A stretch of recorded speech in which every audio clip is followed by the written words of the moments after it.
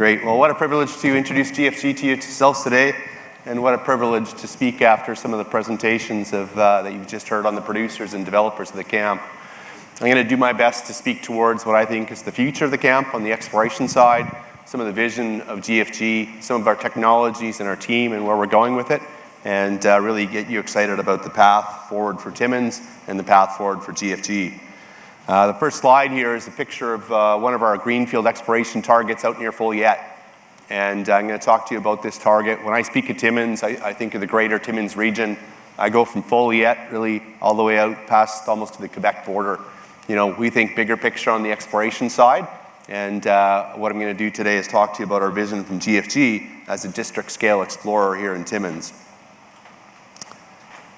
Cautionary language. I'm an explorationist, I'm an optimist, and I will make forward-looking statements. When we set up GFG in 2016, our vision was to be a district-scale explorer. And with that, you needed land. And I think what you're going to see today is a company that's amassed an extremely large land position in Timmins. I think next to Discovery Silver, GFG would be the largest landholder in this belt, almost 800 square kilometers of ground that we control. We're a team that's done it before. Most of us work for a company called Globe Resources that is a Saskatchewan-based producer, not indifferent to some of the producers in the Timmins camp, and that was my first exposure into Timmins, was when I used to run Claude. So we're a team that's ran mines before, and we found mines, we've developed them, and we're quite transaction-oriented. At this point, we're an explorer, and we're focused on being a district-scale explorer. I'm going to talk to you about 3 properties that flank Timmins to the east or to the west. And you've heard the term Tier 1, and I think Tony introduced it. You know, Timmins is full of Tier 1 style gold systems that can be world-class in terms of their endowment, their grade, and their profitability. And this piece at the bottom here, what are we doing differently to find the next generation of mines in Timmins? So that's a theme I'm going to talk to you about, is how GFG is looking differently, looking undercover, looking to find the next generation of mines in Timmins, because I truly believe they are here, but we need to look differently if we're going to find them. A bit on our corporate structure here. GFG is about a $50 million market cap company. We're well financed. We have about $6 to $7 million in the bank. This is a very good balance sheet to go and commit to exploration. If you looked at dollars in the ground, this company spends between $4 and $5 million per year. So we're well financed, we've got great backers. The share structure on the bottom here, I would flag, Alamos is our largest shareholder.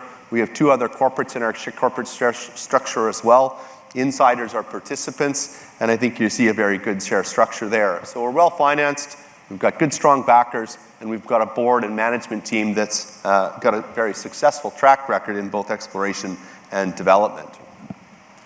This is a key slide for you to think about on the exploration point of view, and I do think it relates to many of the mines and stories you've heard here today. Exploration and finding gold resources and reserves is becoming harder, and you need to think about things differently. The red line is how many dollars are spent in the ground in the world looking for gold, and the yellow bars are how many ounces of gold are found over 40 years. So you see less ounces of gold being found for more money. You need to look differently. You need to look in places people haven't looked before. You need to think more smartly and think differently than those that preceded. You need to learn from those that went before you. So I think with GFG, I'm going to talk to you about some of our technologies. I'm going to talk to you about our methodology, where we look and how we look. And at the bottom here, I think it really comes down to people as well. People that have found mines before, developed mines, have a good track record, and I think they're the most likely ones to find the next generation of mines too. This is a great map. This, to me, is the Timmins Belt. And I talk Greater Timmins, so I go all the way over to Chapleau and almost to the Quebec border. And in that map is 150 million ounces of gold. And if you took that and took it anywhere in the world, more ounces per square kilometer than anywhere else in the world. And that's what Timmins is about. And when you listen to George talk or Tony talk, and they talk about the potential of Timmins, that's why. There's a lot of metal in the ground here that's been mined, and there's a lot more to be found in the future. So I think it's a great place to make the next discovery. And when we came to Timmins in 2018, we looked hard at this map. Where are the new discoveries? Where hasn't been looked at? We're still immature. Where's our infrastructure? Where do we see the best prospectivity? And GFG set about building our land positions. We have 3 core land positions here outlined in pink. Penn and Dore are the large blocks out to the west. They look small on this map. Penn is 60 kilometers in strike length, Dory is 40 kilometers in strike length, and Gold Arm off to the east that flanks by McEwen and some of the stories you've heard before us is a 30-kilometer strike length block. So extremely large landholder in this belt. You've heard a lot about the infrastructure here. There's 7 mills on this map. 75,000 tons a day of processing capacity. That's an area you want to make a discovery in. Great mills, great infrastructure, great endowment, great people. And the last piece that I look at is what's left to be found. This belt is covered with till. It outcrops about 5% of the belt. There is a lot more of gold to be found at shallow levels if we think differently, look differently, and explore differently. You can look at Borden, you can look at Cote, you can look at Timmins West. These deposits were found by looking outbound to the main camp in non-traditional rocks, and that's what GFG is doing. So I think when you look at this belt, we're excited to be here. We're a huge landholder. I'm going to talk to you about each of the projects. The statement at the bottom, and I think if you listen to my predecessors, there's a need for feed. The only point there is there's lots of infrastructure. And I think it's a great place to make the next discovery. The first project I'm going to speak towards about is to the east of Timmins. This is our Gold Arm property. It spans about 30 kilometers of strike length. Extremely large land position immediately north of the Agnico and the Stock, the Stellar. We would flank those properties all immediately to the north along the Pipestone Break. The westernmost deposit here is called Montlcair. I'll speak briefly about that. Aljo is where we're doing more drilling at present now. It's immediately adjacent along strike with things like the Onyx are drilling. Our peer is going to speak directly after me here, and they're going to talk to you more about the Pipestone Break and the lovely geology that we're exploring here. And then the car is in the central portion to it. What you see is an extremely large land position what's put together by one of our largest shareholders, Lionel and Peter, IEP. So their vision was the Pipestone has more potential, and that's what we're really exploring here at the Gold Arm property. On the east flank of Gold Arm is a historic mine called Aljo, and if you want to go find a new mine, a great place to go is go look for a high-grade old mine and understand maybe why they stopped, how they looked, and what the optionality is.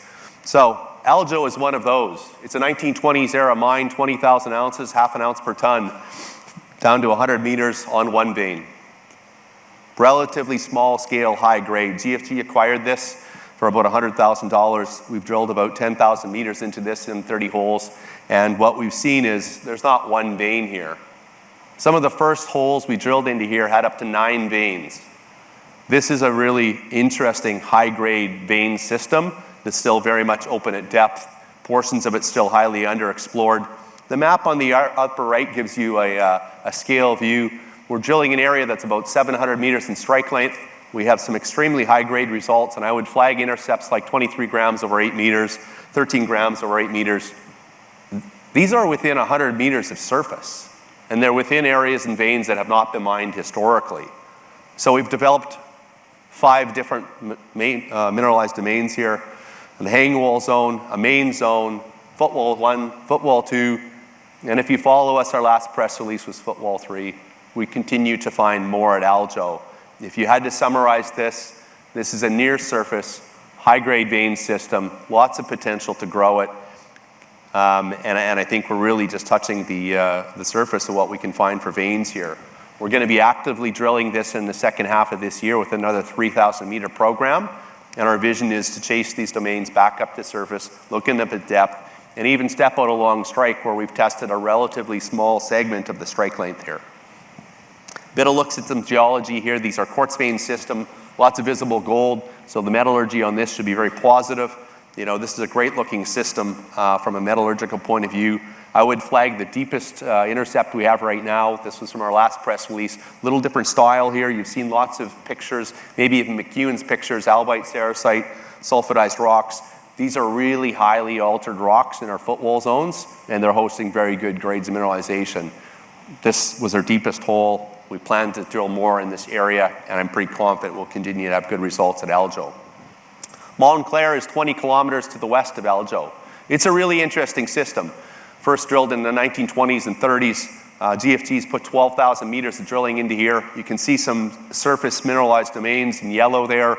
That's sort of gram to gram and a half material. You see underground potential down to our deepest hole that was about 400 meters depth, and that returned 5 grams over 13 meters, a very competent, coherent, great looking intercept. More we can do at Montclair. We're doing some metallurgical testing, and as you look at things like the TVZ zone of Hoyle Pond, you see these opportunities that are refractory or semi-refractory, and I think as this camp evolves, you'll see the more ability to process things like this. Montclair has some of those same characteristics. There's arsenopyrite here, there's pyrite here, and there's veinose gold as well too. So I think we're doing some met testing on this. Montclair is an asset we can grow, and it's second in our pipeline in terms of the most advanced project, which is Aljo. Behind those ones, we have a suite of greenfield targets, and I think about a pipeline. We want to see a development project like Aljo or Montclair, and we want to see a pipeline of projects behind that and targets that can generate the next mine, generate the next deposit. So I'm going to talk to you a bit about our pipeline of earlier stage projects and drill targets across both Goldarm, Penn, and Dore, because each of these has immense opportunity in the earlier stage of the pipeline. And this is a good example of, I think, where GFG stands out. We went out into the west end of the Penn block. Folliet's just off the map to the left here, and Borden, crossing the Kapuskasing, is 40 kilometers off to the southwest of us. This is an area there was no drilling in. 30 to 40 meters of overburden, tough target. Great geology, tough target. Nobody looked at it. So these are the things you need to look at and find if you want to go find the next Hollinger, the next McIntyre, the next deposit, the system. So how did we approach this challenge? We took sonic samples out into a large swamp in the winter. We sampled the till. We built the models looking for a new geology, a new gold system, and we found that with the till. We found anomalous gold grain samples at the bottom of this till. Some of that was high-grade gold in the bottom of the bedrock. We turned that into a number of drill targets, and we drilled those in Q1 of this year. We drilled 12 holes out here, testing 5 brand new targets. Each of these targets was kilometer scale, and each of these ones had hallmarks of gold systems working in them. The right intrusions, good vein systems, good shear systems, anomalous gold and pathfinders. But we didn't stop with that. We also did a very large IP survey. We did more sonic drilling. Each of these black holes is a new sonic hole. Drilled down, you get the till sample, you get the bedrock sample. You're looking for new gold systems in non-traditional targets. This is what GFG is doing out in the west end of the Penn property to find the next relevant Timmins gold mine. Some pictures of the geology here, the vein systems. You know, we're out 80 kilometers west of Timmins, and we're seeing the same hallmarks of great looking gold systems. The right intrusions, the right vein systems, the right structures. Here we talk about Chabot. It was a target we recently acquired some claims from Pelangio. We put a drill hole into this area, and we had some great results. First sample of the downhole drill hole was 10 grams per ton. It's a large-scale till anomaly. I'm not going to go into the detail. If it's orange or red on this map, and the bigger the triangle, the more gold grains in the till. That's how we find new gold systems, looking at areas like Chabot. Geologically, this is a felsic volcanic host rock, so it's a little more non-traditional, not like a typical Timmins gold mine. This is a VMS-style system that's got gold in it. So we're drilling targets that also have VMS characteristics as well. The third target in our pipeline and the third property is Dore. Dore is down between Cote and Borden, way to the southwest of us. How do we start? There's 400 till samples across this property. If they're greater than 20 grains of gold, those are highly anomalous till samples. You can see up to 120 here. That's telling you there's gold systems working. We don't have a drill target here yet, but we're working with the team to build new targets through this year and hopefully advance those to drilling later this year or 2026. So when you stand back and think about GFG, we're going to drill 10,000 meters in this camp this year. We're focused on Aljo, we're focused on Penn, and we're focused on advancing Dory to be drill ready. We're a well-financed group. I think we're doing innovative exploration to find the next Timmins gold mine. And I think 2025 will be a really exciting year for us with a specific focus out on Goldarm. So you could say, why do you invest in GFG? Why do you invest in Timmins? You know, we think it's a great place to find the next gold mine. You bring good people. We have a great team here. Come by our booth. You can meet our VP Exploration, our Exploration Manager, or our Senior Geologist, look at some core with us. We're happy to have you and spend some time with you. In the end, you need to find some money to find the next gold mine. This company's well-financed, and I think we're in a great position to find the next Timmins gold mine. With that, I'll wrap it up. I'd like to thank our team. I'd like to thank the organizers at CME. I'd like to thank our First Nation partners and the community of Timmins. Thank you.